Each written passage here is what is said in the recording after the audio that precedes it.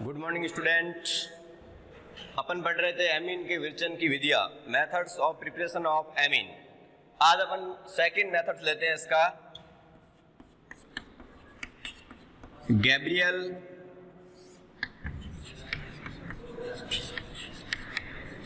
Phthalimide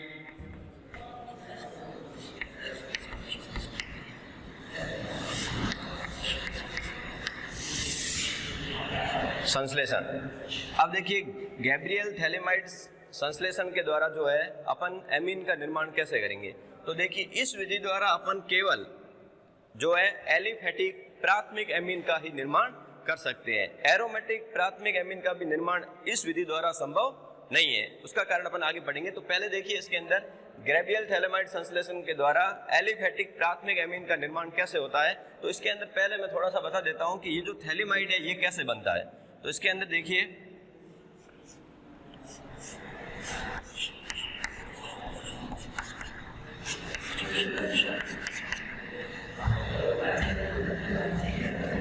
इसकी अभिक्रिया करवा देते अपन अमोनिया के साथ।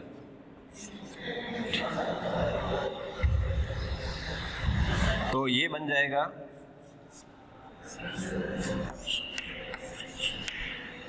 CONH4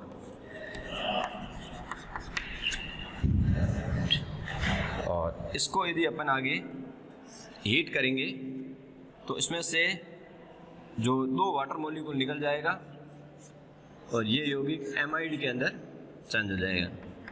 double bond O NH2, ये C double bond O NH2।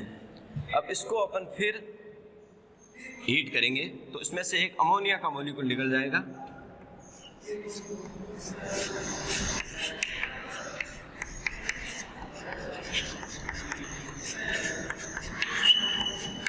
Minus हो जाएगा NH3 और ये अपन को प्राप्त हो जाएगा। इसको अपन कहेंगे थैलिमाइड।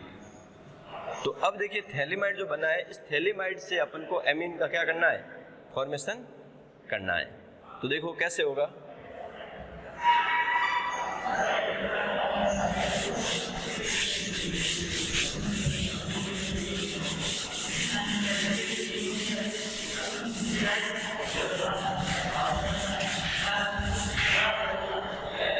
देखिए पहले अपन लेते हैं हम थैलिमाइड।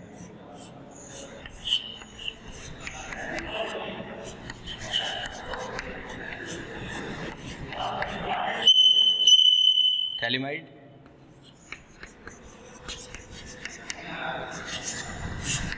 इसकी अभिक्रिया कराते हैं अपन KOH के साथ। तो इसका O और इस H और इसका OH मिलकर माइनस हो जाएगा H2O और K यहाँ पर आकर जुड़ जाएगा।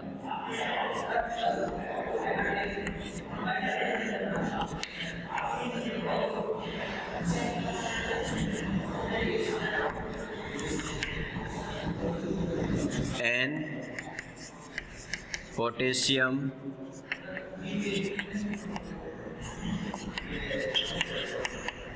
थैलिमाइड का निर्माण हो जाएगा। अब इसकी अभिक्रिया अपन आगे एल्किल हैलाइड के साथ करेंगे। जैसे यहाँ ले लिया CH3I, तो अब ये K और ये I मिलकर यहाँ से निकल जाएगा, माइनस हो जाएगा KI और ये मैथिल ग्रुप से जुड़ जाएगा।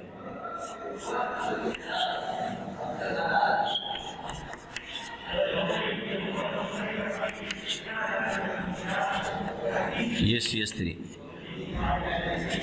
N मैथिल थैलिमाइड और इसका आगे अपन कर लेंगे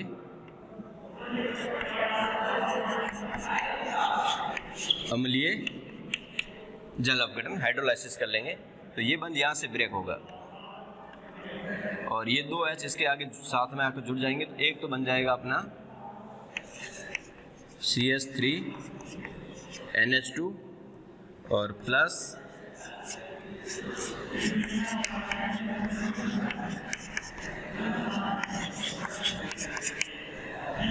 बेंजीन 1,2 डाई कार्बोक्सिलिक अम्ल, या उसको अपन कह सकते हैं थैलिक अम्ल का क्या हो जाएगा, फॉर्मेशन हो जाएगा। तो यहाँ अपन को प्राप्त हो जाएगा मैथिल एमीन। तो ये था, एक बार वापस देख लीजिए। ग्रेबियल थैलेमाइड संश्लेषण इंपॉर्टेंट है, इसके द्वारा ये ध्यान रखना केवल किस एमीन का निर्माण होगा, एलिफेटिक प्राथमिक एमीन का ही निर्माण होता है। अब देखिए यहाँ पर अपने थैलेमाइड लिया, अब थैलेमाइड कैसे बना है वो मैंने आपको इससे पहले बताया था कि जो थैलिक अम्ल है या अपन कह सकते हैं बेंजीन 1,2 डाई कार्बोक्सिलिक एसिड, इसकी अभिक्रिया अमोनिया के साथ कराई तो जो है और अमोनियम बेंजोएट बना, और उसके बाद में उसकी जो अभिक्रिया है उसको हीट किया तो एमाइड में चेंज हो गया, और एमाइड को आगे और हीट किया तो अपन को क्या प्राप्त हो गया था, थैलेमाइड प्राप्त हो गया था। अब थैलेमाइड की अभिक्रिया अपन किसके साथ करेंगे, KOH के साथ करेंगे, पोटेशियम हाइड्रोक्साइड। KOH के साथ किया तो क्या प्राप्त हुआ, N potassium phthalimide. N potassium phthalimide की अभिक्रिया अपन ने किससे की, एल्किल हैलाइड से। RX की जगह अपन ने क्या लिया, CH3I मैथिल आयोडाइड, तो KI माइनस हो गया और यहाँ पर अपन को प्राप्त हो जाएगा N मैथिल थैलेमाइड, और N मैथिल थैलेमाइड प्राप्त, इसका अपने क्या कर दिया, अम्लीय जल अपघटन कर दिया, तो जिससे अपन को क्या प्राप्त हो गया, मैथिल एमीन। ये एलिफेटिक प्राथमिक एमीन है। और दूसरा अपन को क्या प्राप्त हो गया, थैलिक अम्ल प्राप्त हो गया। तो ये थैलिक अम्ल का पुनः अपन वापस इस प्रोसेस के अंदर इसका उपयोग कर सकते हैं। और ग्रेबियल थैलेमाइड संश्लेषण है, यह एलिफेटिक प्राथमिक एमीन बनाने की सबसे उपयुक्त विधि मानी गई है। क्यों, क्योंकि इसमें केवल प्रोडक्ट अपन को क्या प्राप्त हो रहा है, जो है मैथिल एमीन, मतलब एलिफेटिक प्राथमिक एमीन जो प्राप्त हो रही है, और थैलिक अम्ल जो बन रहा है इसका पुनः अपन वापस इसका उपयोग कर सकते हैं। इसलिए इस विधि को प्राथमिक एमीन बनाने की सबसे, एलिफेटिक प्राथमिक एमीन बनाने की सबसे उपयुक्त विधि मानी गई है। अब यदि इस विधि द्वारा यदि अपन को एरोमेटिक प्राथमिक एमीन बनाना होता है तो प्रश्न पूछा जाता है कि ग्रेबियल थैलेमाइड संश्लेषण के द्वारा एलिफेटिक प्राथमिक एमीन का निर्माण संभव है जबकि एरोमेटिक प्राथमिक एमीन या एनिलीन का निर्माण संभव नहीं है, क्यों? तो उसका कारण ये है, अब देखिए यहाँ पर मैं तो ये तो प्रोसेस सेम चलेगी, यहाँ पर यदि अपन को एरोमेटिक, यहाँ पर एरोमेटिक प्राथमिक एमीन बनाना है तो देखिए यहाँ पर अपन को एल्किल जो हैलाइड है यहाँ से ये प्रोसेस चेंज हो जाएगी। अब यहाँ पर जो है एल्किल हैलाइड के स्थान पर अपन को क्या लेना पड़ेगा, एरिल हैलाइड लेना पड़ेगा। पोटेशियम थैलेमाइड की अभिक्रिया अपन को किससे करवानी पड़ेगी, एरिल हैलाइड के साथ करानी पड़ेगी। जैसे मान लो X ले ले या Cl कोई भी ले लो। अब एरिल हैलाइड लेने पर क्या होगा, एरिल हैलाइड लेने पर क्या होगा कि यहाँ पर जो अपन देखो ये जैसे एरिल हैलाइड है, ये क्लोरोबेंजीन है। अब क्लोरोबेंजीन के अंदर क्या होगा, रेजोनेंस होगा, और रेजोनेंस होने के कारण क्या होगा, ये Cl और ये X और ये C या Cl और X के बीच में आंशिक क्या आ जाएगा, द्विबंध आ जाएगा, और द्विबंध आने के कारण जो है यहाँ जो है जो ये Cl का जो ये प्रतिस्थापन है वो इस संभव नहीं होगा। तो नहीं होगा तो इसका मतलब जो है एनिलीन का निर्माण यहाँ पर नहीं होगा। अब इसकी अन्नादि संरचना भी अपन बना के इसको लिख सकते हैं। तो कारण ये है कि जो एरिल हैलाइड है उसके अंदर जैसे कोई भी अपन एरिल हैलाइड ले लें, जैसे ये हो गया X, तो इसके अंदर क्या होगा, रेजोनेंस हो जाएगा, ये यहाँ बंद बन जाएगा, ये ब्रेक हो जाएगा।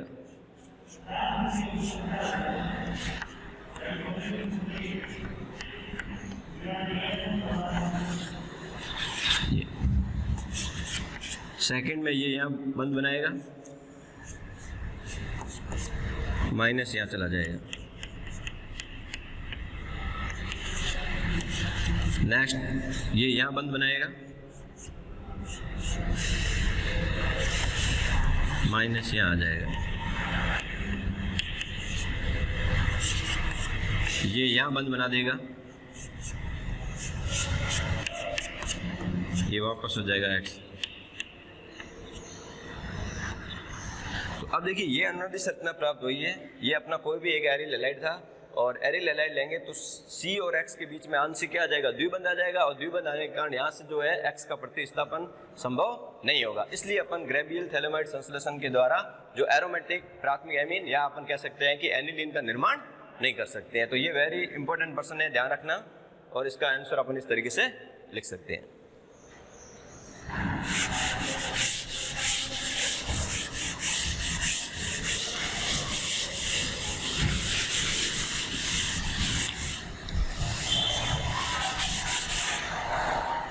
तीसरी विधि अपन लेते हैं,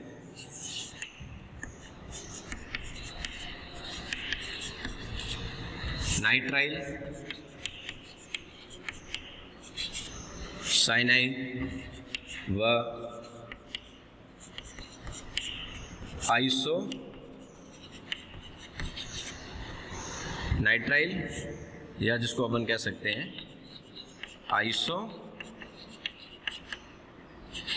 साइनाइड के अपचन से नाइट्राइल आइसोनाइट्राइल, जिसको अपन कहते हैं साइनाइड और आइसोसाइनाइड, इसका यदि अपन अपचयन करेंगे तो अपन को क्या प्राप्त हो जाएगी? एमीन प्राप्त हो जाएगी। अब देखिए अपन अभिक्रिया लेते हैं, जैसे अपन ने ले लिया CH3CN Maithil cyanide, Maithil cyanide का यदि अपन अपचयन लिथियम एल्यूमिनियम हाइड्राइड की प्रेजेंस में करें, या अपन यहाँ पर C2H5OH Na भी ले सकते हैं। तो देखिए यहाँ पर यदि ये ले लें C2H5OH और Na, तो यहाँ पर ये 4H प्रदान करेगा, दो यहाँ जुड़ जाएंगे, दो यहाँ जुड़ जाएंगे, तो यहाँ पर बन जाएगा CH3CH2NH2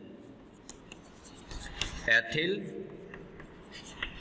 एमीन का निर्माण हो जाएगा। तो मैथिल साइनाइड, या अपन इसको कह सकते हैं IUPAC में एथेन नाइट्राइल, एथेन नाइट्राइल का यदि अपन अपचयन C2H5OH और Na के साथ में यदि इसका अपचयन करेंगे तो अपन को क्या प्राप्त होगी? एथिल एमीन, मतलब प्राथमिक एमीन 1 डिग्री का निर्माण होगा। और जब ये अपचयन C2H5OH और Na की उपस्थिति में हो रहा है तो इस अपचयन का नाम क्या होगा? इस अपचयन को अपन कहते हैं मेडियस अपचयन, मेडियस अपचयन कहते हैं। ये भी नेम से है, इसलिए इसको भी ध्यान में रखना है। तो ये था अपने साइनाइड का क्या किया? अपचयन किया। यहाँ पर अपन लिथियम एल्यूमिनियम हाइड्राइड लोगे तो भी क्या बन जाएगा? एथिल एमीन का फॉर्मेशन हो जाएगा। अब अपन लेते हैं iso cyanide,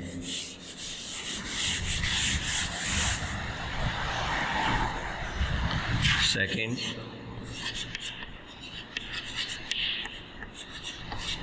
Maithil iso cyanide, Maithil isocyanide का यदि अपन अपचयन लिथियम एल्यूमिनियम हाइड्राइड के साथ करें तो ये भी कितने H देगा? 4H देगा। तो ये CH3, ये NH और ये 3 इधर जुड़ जाएंगे, तो यहाँ पर बनेगा CH3NH CH3 die Maithil amine का क्या हो जाएगा? निर्माण हो जाएगा। तो ये था साइनाइड और आइसोसाइनाइड का यदि अपन क्या करेंगे? अपचयन करेंगे तो साइनाइड से तो प्राथमिक एमीन बनेगी, जबकि आइसोसाइनाइड से अपन को कैसे एमीन प्राप्त होगी? द्वितीयक एमीन या 2 डिग्री एमीन का निर्माण होता है।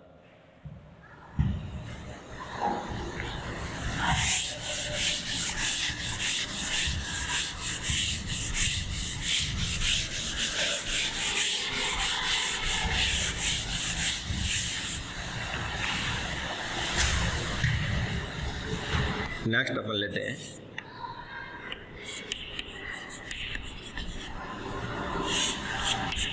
एमाइडो का अपचयन। एमाइड का यदि अपन अपचयन करेंगे तो उससे भी अपन को क्या प्राप्त होगी? एमीन प्राप्त होती है। अब देखिए इसकी रिएक्शन, एमाइड अपन लेते हैं RC+O NH2, ये हो गया एमाइड। अब एमाइड का अपचयन अपन लिथियम एल्यूमिनियम हाइड्राइड या सोडियम बोरोहाइड्राइड कोई भी ले सकते हो, तो ये कितने H प्रदान करेगा? 4H प्रदान करेगा। ये ऑक्सीजन और 2H मिलकर H2 निकल जाएगा और 2H यहाँ जुड़ जाएंगे, RCH2, ये हो जाएगा NH2 और प्लस क्या हो जाएगा, H2O का क्या हो जाएगा, निर्माण हो जाएगा। अब यहाँ पर R की जगह यदि अपन CH3C double bond O NH2 लिया, एथेनेमाइड,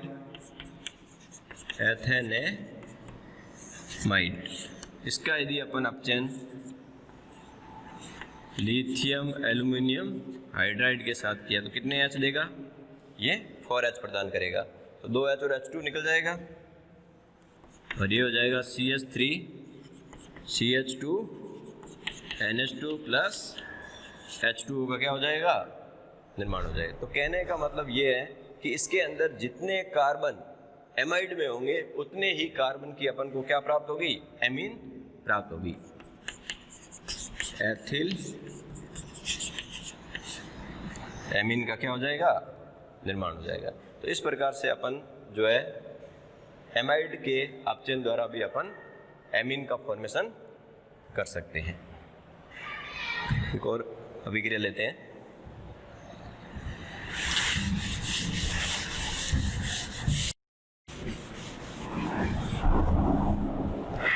यदि अपन यहाँ पर CH3C double bond O N और H और इसके साथ में कोई भी अपन एक एल्काइल ग्रुप जोड़ देते हैं तो इसका नाम हो जाएगा N मैथिल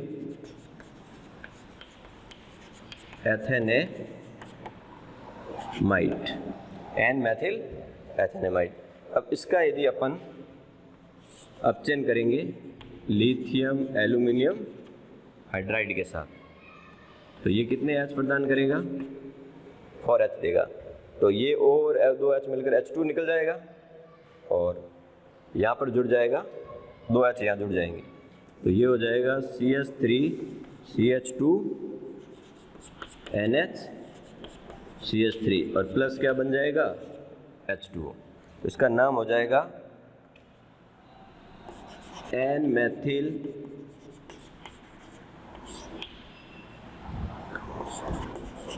एथेनेमीन, क्योंकि लंबी श्रृंखला 1 और 2 ये एमीन 2 डिग्री प्राप्त हुई। एमीन कितनी डिग्री प्राप्त होगी, 2 डिग्री प्राप्त होगी।